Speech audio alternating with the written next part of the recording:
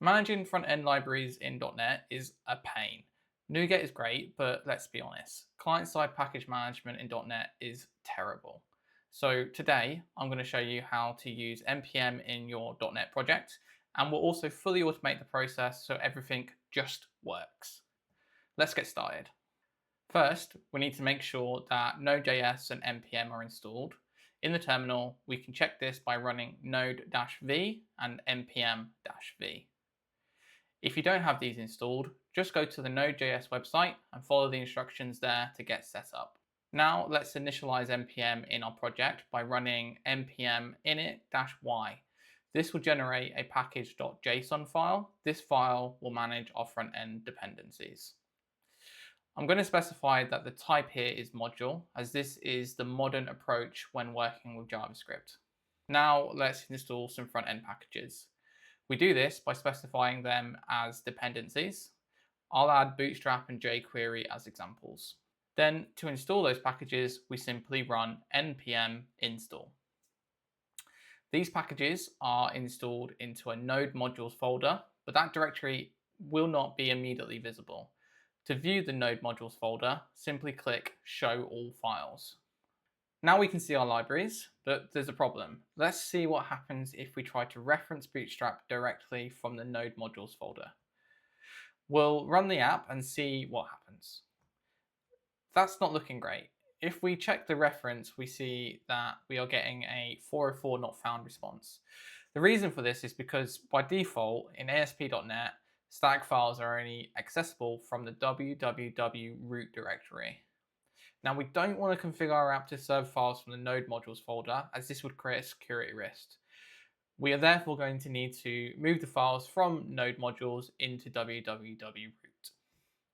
We don't want to have to manually move those files, so let's automate it.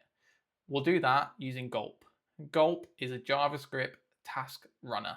First, we'll install the necessary dependencies by adding Gulp and Gulp clean as dev dependencies in our package.json file. Let's run npm install again to install these dependencies. Next, let's create a file named gulpfile.js in the project root. First, we import the necessary modules. Here, Gulp is our task runner and Gulp clean is a plugin that will allow us to delete files and directories. We're using the ES6 module syntax here, which is a modern approach to JavaScript module handling.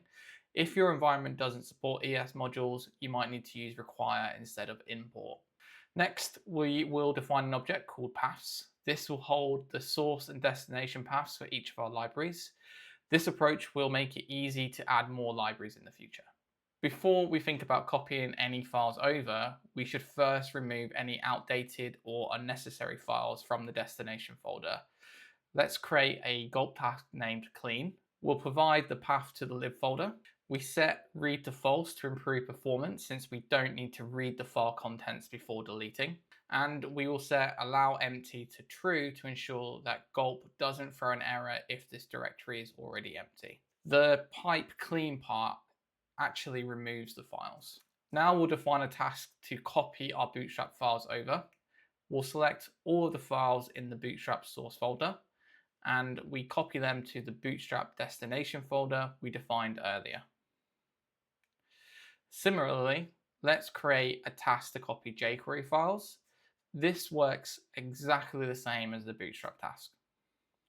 Now we will define a task called copy that will call both copy Bootstrap and copy jQuery. Since copy and Bootstrap and jQuery are independent tasks, we can run them in parallel. This speeds up execution because Gulp does not need to wait for one task to finish before starting the other. Finally, let's create a task called clean and copy so that we only need to trigger a single task. We'll use Gulp series to ensure that our tasks are ran in order, clean, then copy.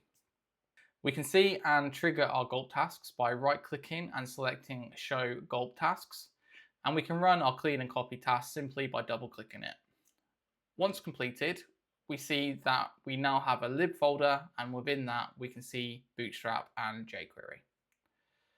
Now let's update our reference to Bootstrap to use lib rather than node modules. Let's run the app again, and now that looks much better. We're not finished there though. Having to manually run that task every time we install a package isn't ideal. So let's automate that step away. In our package.json, add a post install script that runs gulp clean and copy. Now, when we run npm install, packages will be installed and copied over. Let's see that in action by deleting the lib folder and just running npm install. Nice, they've been restored. But let's take this automation a step further by eliminating the need to run npm install at all. We can do that by adding a build event so that whenever we build our project, npm install is ran. And in turn, so will gulp clean and copy be ran. To do this, we go to the project properties, then navigate to build events section. Under pre-build events, let's add npm install. Now let's delete that lib folder again, and this time we'll just build the project. There we are, back again. And that's it. Now your .NET project automatically restores client-side libraries just like NuGet. No manual steps required. If you found this video helpful, please give the video a like and subscribe for more .NET tips and tutorials. This is a tiny channel, seriously, I just have 2 subscribers, so your support really does make a difference. Thank you very much. I'm Terry Mace. You've been watching Mace Labs. I'll see you next time.